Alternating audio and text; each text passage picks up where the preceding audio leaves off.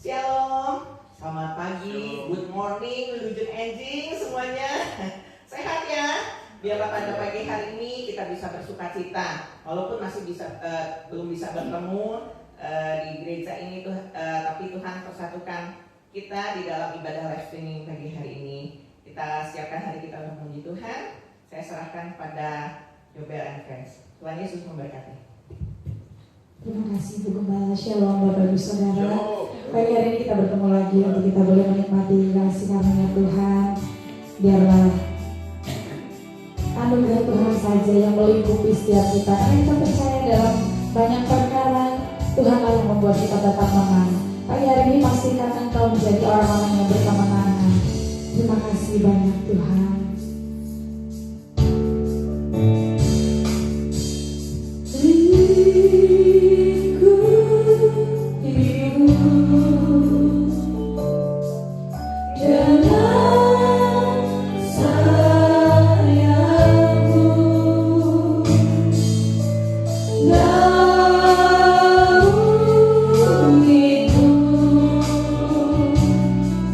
Dengan kuat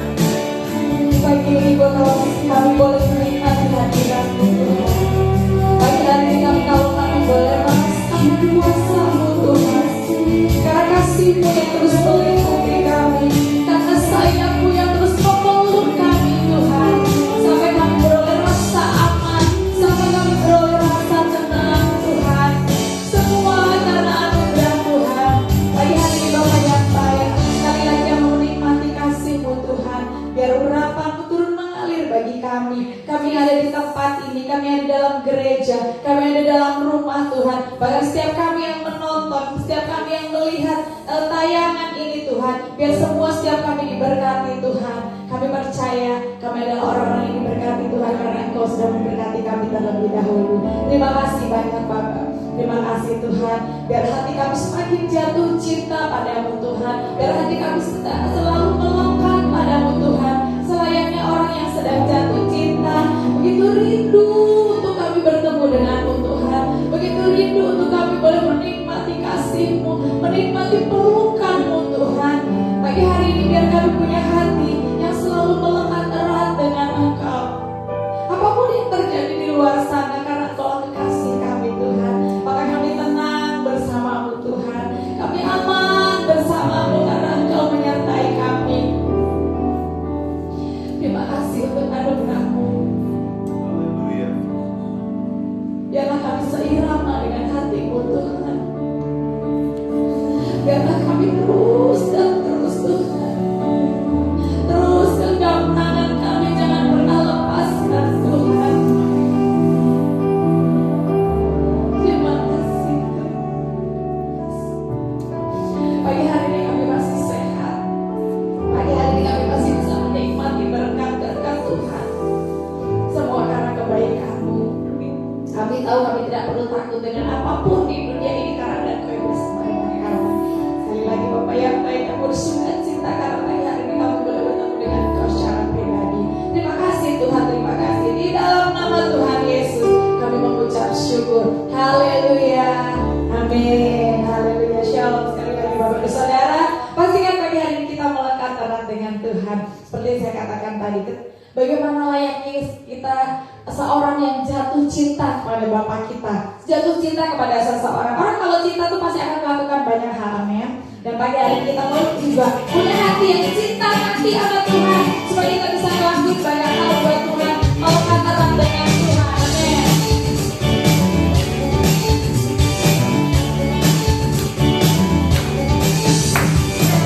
Kita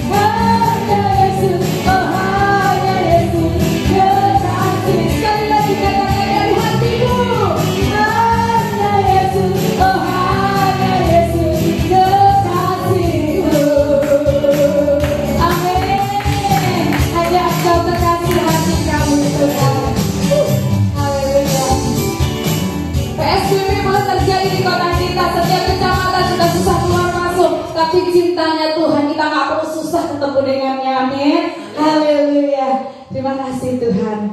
Terima kasih. Kami mau menjadi seperti seorang wanita Tuhan, yang taat, yang nurut sama Tuhan, yang selalu rindu dan bersimpuh di bawah kaki-Mu. Kami mau setia sampai akhir. Apapun yang terjadi, kami mau tetap kuat Tuhan. Terima kasih Yesus.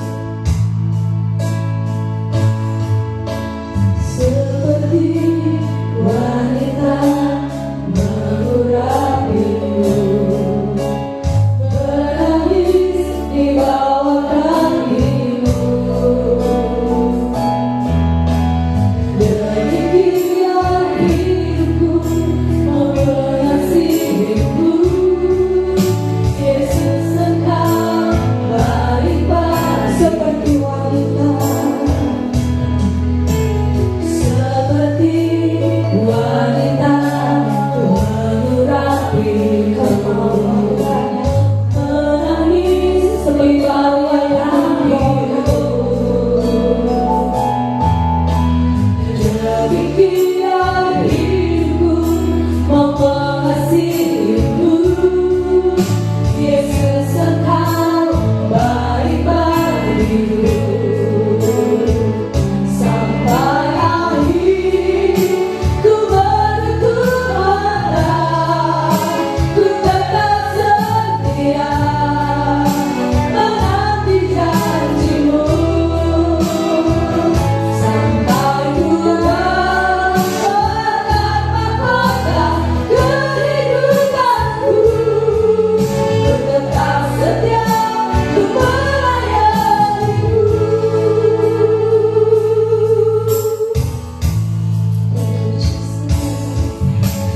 Seperti wanita mengurapimu, menangis di bawah kami. Siapa yang kata kami berkenan Demikian hidupku mengasihimu, Yesus Engkau baik bagiku. Sampai akhir ku menutup mata, ku tetap setia menanti janji-Mu. Sampai ku dapatkan mahkota kehidupanku, ku tetap setia untuk melayani-Mu sampai akhir. Sampai akhir ku menutup mata, aku tetap setia menanti janji-Mu. Sampai ku dapatkan mahkota kehidupanku, ku tetap setia untuk melayani-Mu. Tetap setia untuk melayani-Mu. Ku tetap setia untuk melayani-Mu. Kan tetap setia untuk melayani-Mu. Tetap setia untuk melayani-Mu. Haleluya. Kami mengucap syukur kalau pada pagi hari ini kami bisa berkumpul untuk beribadah kepada Allah yang hidup. Dan biarlah kami boleh menjadi orang-orang yang setia sampai akhir Tuhan. Dan kami boleh mendapatkan mahkota kehidupan. Terima kasih Bapak. Kami mendengarkan firman Tuhan. Biar firman Tuhan pada pagi hari ini menjadi kekuatan buat kami semua. Di dalam nama Tuhan Yesus kami berdoa dan bersyukur. Haleluya. Amin. Puji Tuhan. Haleluya. Shalom saudaraku yang terkasih dalam Tuhan, yang di gereja, yang di rumah. Apa kabarnya? Puji Tuhan, aku diberkati. Ya, apapun keadaan yang kita sedang hadapi, apapun masalah yang sedang kita terjadi dalam kehidupan kita, bahkan pandemi pada saat ini, biarlah kita tetap mengucap syukur kepada Tuhan karena Tuhan begitu baik dan kasih-Nya selalu nyata dalam kehidupan kita. Saudaraku, kita memasuki minggu ke-7 ya. Dalam ibadah online service seperti ini. Saya berharap semua jemaat boleh ada dalam lindungan Tuhan, tetap kuat, tetap sehat, stay at home, work from home, study from home, tetap berhubungan dengan Tuhan dan juga dengan kami, Calvary ya, supaya tetap intens kita kepada Tuhan. Kalaupun kita harus keluar rumah, kita harus ikuti protokol kesehatan dari pemerintah, pakai masker, social distancing, agar kita bisa memutus mata rantai penyebaran COVID-19. Itu semua kita lakukan sangat baik sekali dan kita harus lakukan itu. Tetapi saya percaya kuasa Tuhan yang mampu untuk meredam semuanya, dan Tuhan akan menyelesaikan pada waktunya sehingga negara Indonesia bahkan seluruh dunia ini akan terbebas dari pandemi COVID-19. Amin, saudaraku. Namun ada sesuatu yang baru. Saudara pernah dengar new normal? Istilah new normal pernah dengar? Jadi setelah pandemi ini selesai, ada sesuatu yang baru, ya. Kehidupannya akan kembali normal, tapi ada sesuatu yang baru. Salah satunya adalah gaya hidup yang sehat, yang selama ini mungkin diabaikan oleh banyak orang ya. Cuci tangan sesering mungkin, pakai hand sanitizer, kemudian makan makanan yang sehat, terus apalagi makan makanan yang bergizi, olahraga, itu menjadi satu kebutuhan nanti. Kemudian dari segi pekerjaan juga, work from home, ya, itu akan terjadi. Ya, kalau di Amerika, teman saya di sana bilang sebelum COVID-19 ini 30% sudah work from home, karena ternyata lebih efisien, lebih efektif, dan lebih produktif. Jadi mungkin setelah pandemi COVID-19 ini selesai di seluruh dunia, maka kegiatan work from home akan lebih menjadi trending lagi dalam pekerjaan, ya, karena memang hasilnya lebih efisien, lebih efektif, dan lebih produktif. Hidup sosial juga berubah. Ini yang dinamakan new normal, ya. Hidup sosial juga berubah. Jadi sekarang orang lebih peduli lagi, lebih care lagi. Selama pandemi ini terjadi, saudaraku, maka banyak sekali aksi-aksi sosial yang dilakukan, ya. Dan ini menjadi satu kebiasaan nantinya. Orang lebih care lagi terhadap orang-orang yang membutuhkan. Bahkan ketika pandemi ini terjadi dalam negara kita, Indonesia, kegiatan sosial dimulai dari level akar rumput, ya, mulai dari gereja-gereja besar sampai gereja kecil, termasuk gereja kita melakukan aksi sosial, ya. Dan ini menjadi satu prioritas yang luar biasa buat gereja kita. Nah, saudaraku, kehidupan normal akan berjalan, tetapi ada sesuatu yang baru juga, ya. Kehidupan sosial di dalam keluarga akan lebih dekat lagi, dan juga di dalam kedekatan kita sama Tuhan, ya. Selama pandemi ini kita belajar setiap orang dekat dengan Tuhan, mau tidak mau. Orang yang gak suka berdoa sekarang berdoa, Tuhan tolong keadaan kami, tolong keluarga kami, tolong negara kami, ya. Dan ini menjadi sesuatu yang baru nanti, ya, termasuk ibadah online service seperti ini, baik itu live streaming seperti pagi hari ini ataupun siaran tunda seperti di kita ada di kebaktian tengah minggu namanya Midweek Worship. Jadi saudara yang belum bergabung, coba bergabung. Kita juga mengundang banyak hamba Tuhan dari luar untuk bergabung dalam acara Midweek Worship setiap hari Kamis. Dan mungkin kalau gereja-gereja besar udah melakukan itu, ya. Tetapi mereka juga melakukan sesuatu yang baru. Saya mengikuti beberapa gereja besar, mereka hampir setiap hari ya live streaming. Hamba Tuhannya, volunteernya, tim praise and worship-nya, dan diikuti oleh ribuan orang. Nah, ini menjadi sesuatu yang baru nanti, ya. Dan yang belum pernah dilakukan akan terus dilakukan. Ada sesuatu poin positifnya, ya. New normal, kehidupan akan normal lagi, tapi ada sesuatu yang baru, ya. Nah, di saat seperti ini, saudaraku, kita harus sabar, belajar sabar untuk menunggu. Menunggu membutuhkan kesabaran. Sebab tanpa kesabaran maka akan terjadi apa yang dinamakan panik. Ya, di awal pandemi kemarin, saudara, ada terjadi namanya istilahnya panic buying. Ya, pernah dengar ya, waktu di awal-awal orang tuh ketakutan dan mereka membeli sebanyak-banyaknya bahan-bahan makanan ya untuk persediaan stok di rumah ya, sehingga di rumah-rumah seperti minimarket ya mereka ketakutan. Ya, itu menjadi salah langkah setelah mengambil keputusan ya. Jadi kita harus benar-benar sabar untuk menunggu waktunya Tuhan. Nah, oleh sebab itu pada pagi hari ini judul firman Tuhan adalah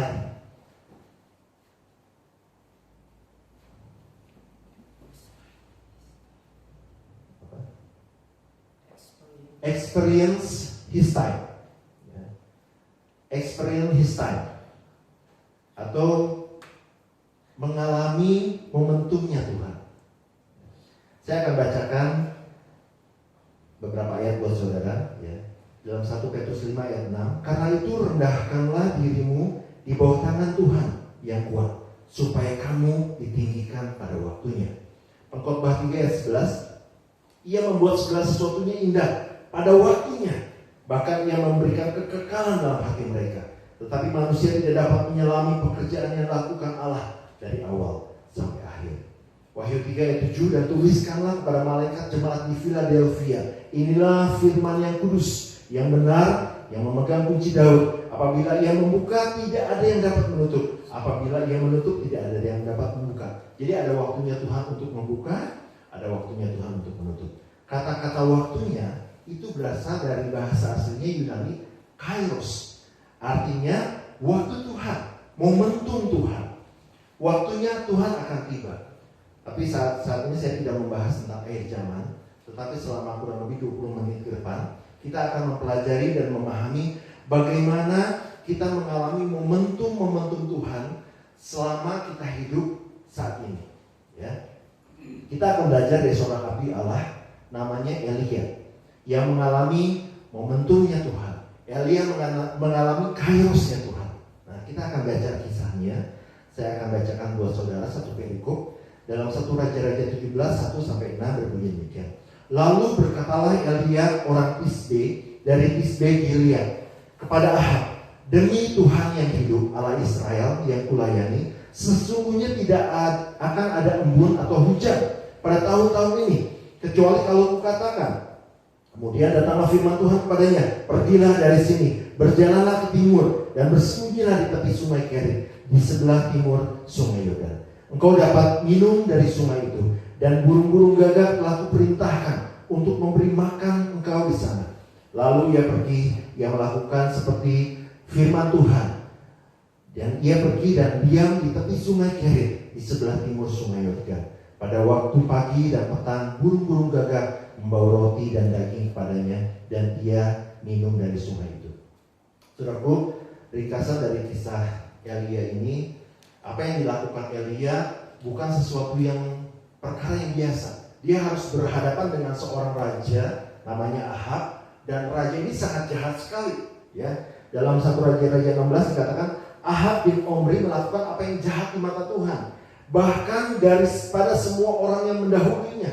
Ahab membangun kuil-kuil, Ahab membangun patung-patung kesuburan, dia membangun patung-patung rejeki agar disembah oleh orang Israel dan Ahab sendiri. Dan ini yang menjadi kekejian buat Tuhan, ya saudaraku. Dan oleh sebab itu Tuhan menyuruh Elia untuk menyampaikan nubuatan peringatan daripada Tuhan kepada Raja Ahab.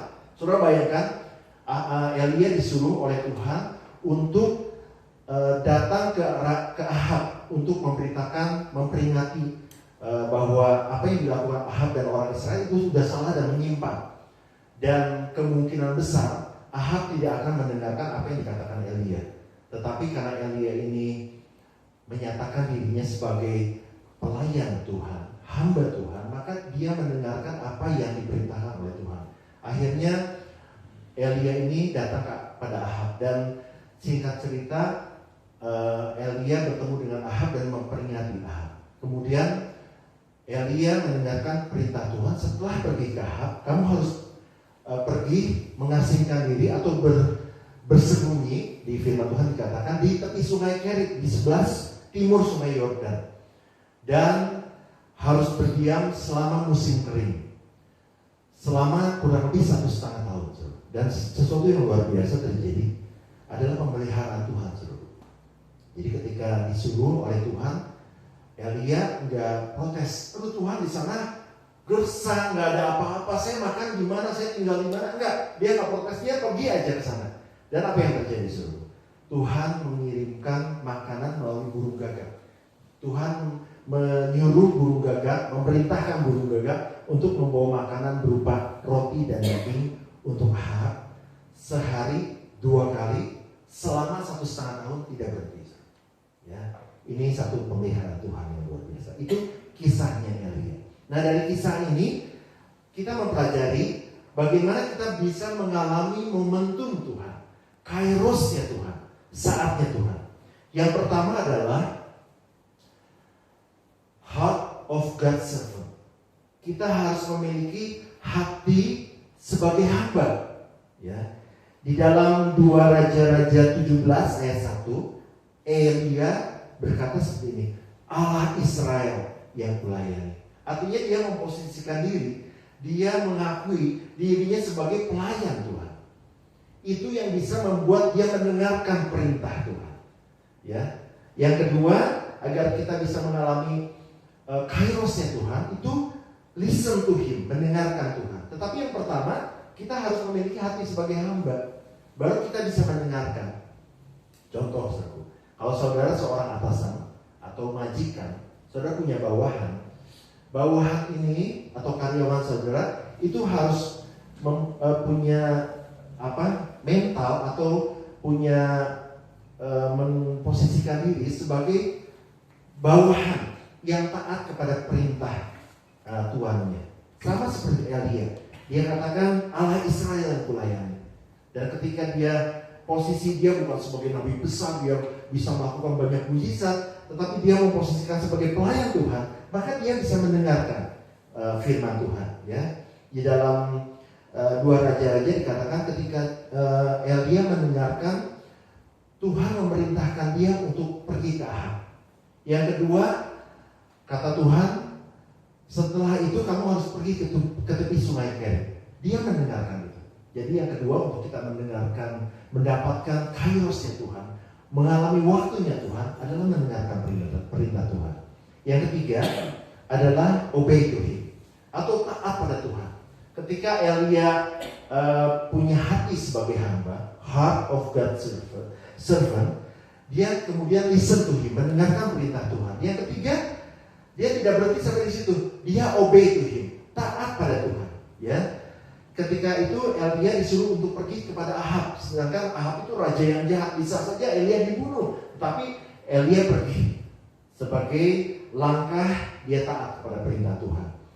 Dan kemudian ketika itu juga Elia disuruh oleh Tuhan untuk mengasingkan diri, untuk bersembunyi selama 1,5 tahun. Dia juga taat. Dia nggak protes, sekali lagi dia nggak protes. Tuhan, di sana nggak ada makanan, saya tidur di mana? Saya harus minum apa? Tuhan bilang, aku akan mengirimkan makanan melalui burung gagak dan minum dari sungai Kerit. Ya. Jadi ketiga hal ini yang membuat kita bisa mengalami momentumnya Tuhan. Ketiga hal ini yang bisa membuat kita mengalami kairosnya Tuhan. Yang pertama tadi apa? Memiliki heart of God's servant, memiliki hati hamba, sehingga kita bisa mendengarkan perintah Tuhan, listen to Him. Yang ketiga, obey to Him, taat kepada Tuhan. Ya, coba kita hafalkan agar ketiga hal ini ada dalam diri kita, sehingga kita bisa mengalami kairosnya Tuhan, momentumnya Tuhan. Yang pertama tadi, heart of God's servant. Kedua, listen to Him. Ketiga, obey to Him. Oke. Itu adalah syarat yang Elia punya sehingga dia mendapatkan kairosnya atau momentumnya Tuhan. Nah, ada dua momentum yang terjadi yang luar biasa. Momentum Tuhan yang pertama yang Elia dapatkan adalah momentum pemeliharaan Tuhan. Ketika Tuhan menyuruh burung gagak untuk membawa makanan, yaitu roti dan daging, buat Elia setiap hari 2 kali, pagi dan petang, sepanjang tahun kering, 1,5 tahun. Waktu saya baca ini, wah, luar biasa ya. Tapi ada satu pertanyaan, kenapa burung gagak? Kan banyak burung-burung yang lain yang lebih bagus. Burung merpati, burung cendrawasih, atau burung merak gitu ya.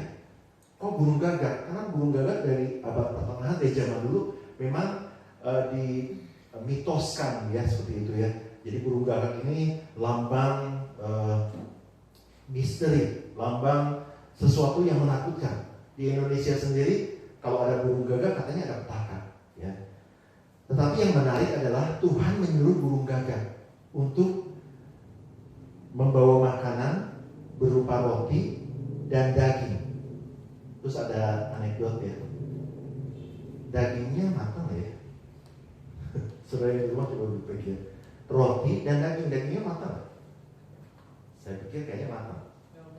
Karena kalau misalnya mentah kan susah, harus dimasak lagi. Dan rotinya dibawa sama burung itu berupa roti bukan tepung ya. Jadi kayaknya matang. Nanti kalau kita dari surga kita tanya ya.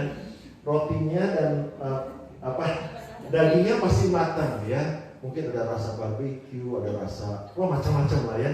Ini sesuatu yang luar biasa. Tapi kalau burung gagak gitu yang bawanya, harusnya kan burung cendrawasih gitu atau burung merak keren ya. Nah ini melambangkan bahwa Tuhan bisa memakai siapa saja, Tuhan bisa memakai apa saja untuk melaksanakan karyanya. Dan yang luar biasa, pemeliharaan Tuhan tidak berhenti satu kali saja, terus menerus. Burung gagak disuruh untuk bawa roti dan daging buat Elia sehari 2 kali, pagi dan petang selama tahun kering, 1,5 tahun kurang lebih.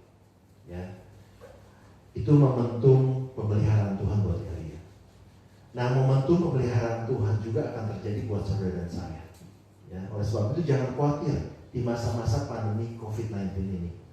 Momentum pemeliharaan Tuhan akan terjadi buat saudara, buat keluarga saudara, buat pekerjaan saudara secara terus-menerus, setiap hari, pagi dan petang, selama tahun-tahun kering. Saudara akan diberkati oleh Tuhan dan percaya dengan iman bahwa semua pemeliharaan Tuhan itu sedang OTW, on the way di dalam kehidupan saudara. Amin saudaraku. Siapa yang percaya bahwa pemeliharaan Tuhan itu terjadi?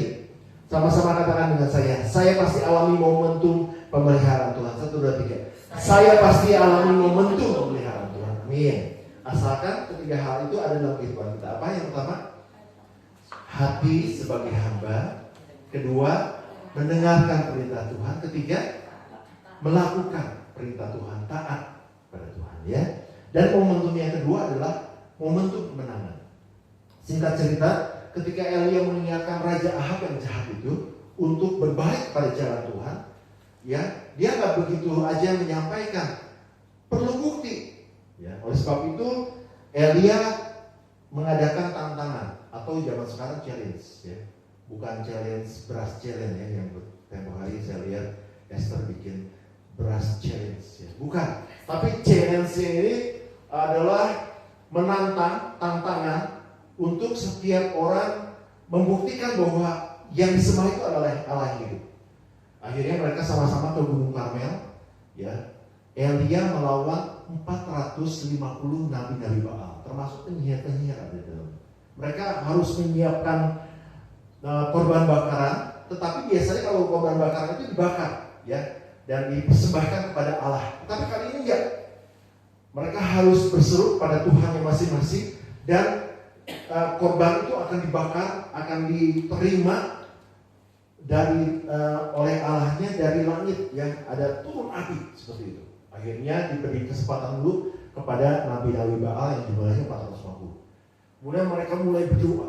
Mereka sudah menyiapkan korban bakaran itu, mereka mulai berteriak, menyanyi, ritual sepanjang hari, sepanjang malam. Tapi apa yang terjadi? Tidak terjadi apa-apa. Nah, Gideon Elia mempersembahkan korban bakaran, dan yang lucunya setelah dia persiapkan, dia siram korban bakarannya dengan air. Kalau secara logika nggak mungkin korban bakaran itu bisa terbakar, ya. Tetapi ketika itu Elia berdoa kepada Tuhan, apa yang terjadi? Api dari langit menyambar habis semua korban bakaran itu, dan akhirnya Elia mendapatkan kemenangan dan nabi-nabi Baal itu dikalahkan dan dibinasakan. Amin, saudaraku.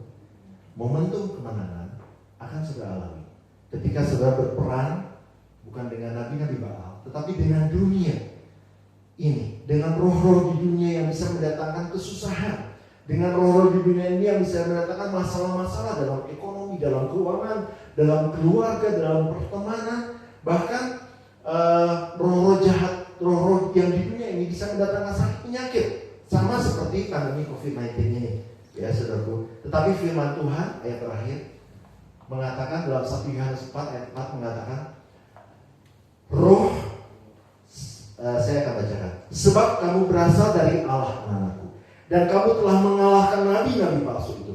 Sebab roh yang ada dalam kamu lebih besar daripada roh yang ada dalam dunia ini.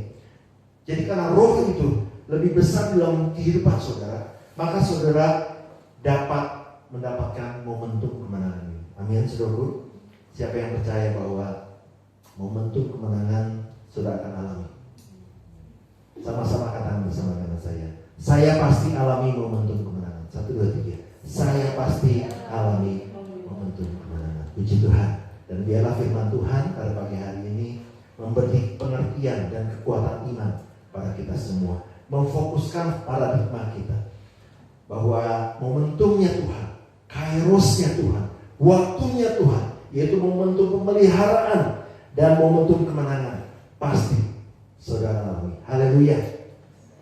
Saya akan closing. Ya, saya undang Yobel and Friends dan Two Property juga Pastor Yudi untuk maju ke depan. Saya akan closing ya. Belajar punya heart of God servant, hati sebagai hamba Tuhan, agar bisa listen to Him, mendengarkan suara Tuhan, juga perintahnya, dan obey to Him, belajar taat padanya, menuruti apa yang diperintahkan Tuhan dan melakukan. Maka pasti saudara akan alami momentumnya Tuhan, kairosnya Tuhan, waktunya Tuhan, momentum pemeliharaan Tuhan atas keuanganmu, atas kesehatanmu, atas keluargamu. Saudara akan alami terus-menerus setiap hari, pagi dan petang, sepanjang tahun kering. Saudara akan alami momentumnya Tuhan, dan akan tiba saatnya momentum kemenangan saudara akan alami dalam peperangan kehidupanmu. Kemenangan atas roh-roh jahat dunia ini yang bisa mendatangkan berbagai macam masalah, kemenangan atas segala sesuatu dalam hidup saudara, dan kemenangan demi kemenangan pasti akan saudara alami. Haleluya. Tuhan Yesus memberkati.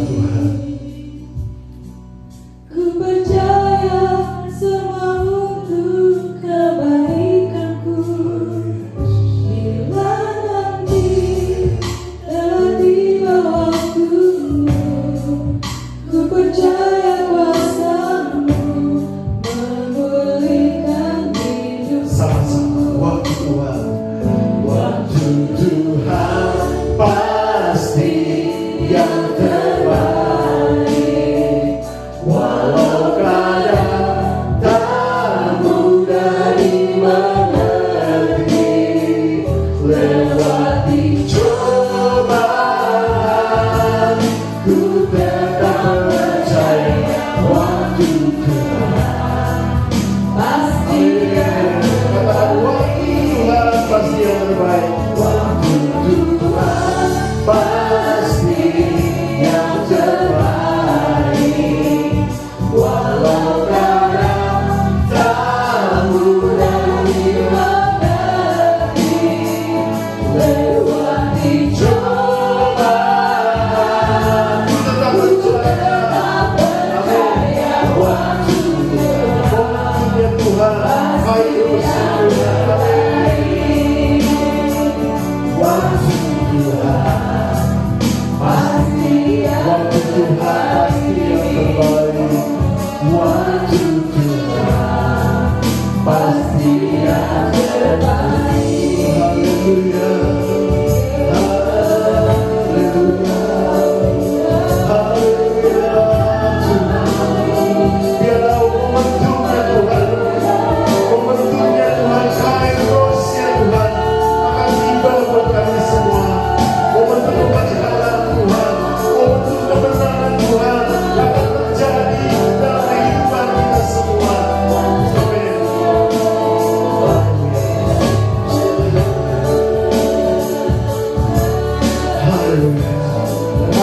menang bersamamu. Ku akan menang bersamamu. Kemenangan pada sediakan pihak kami.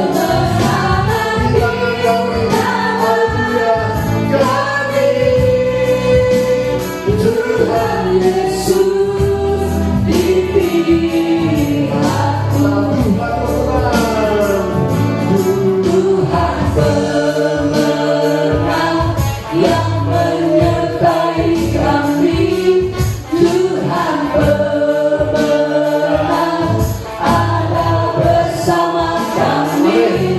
Pasukan surga ada di belakangku. Tuhan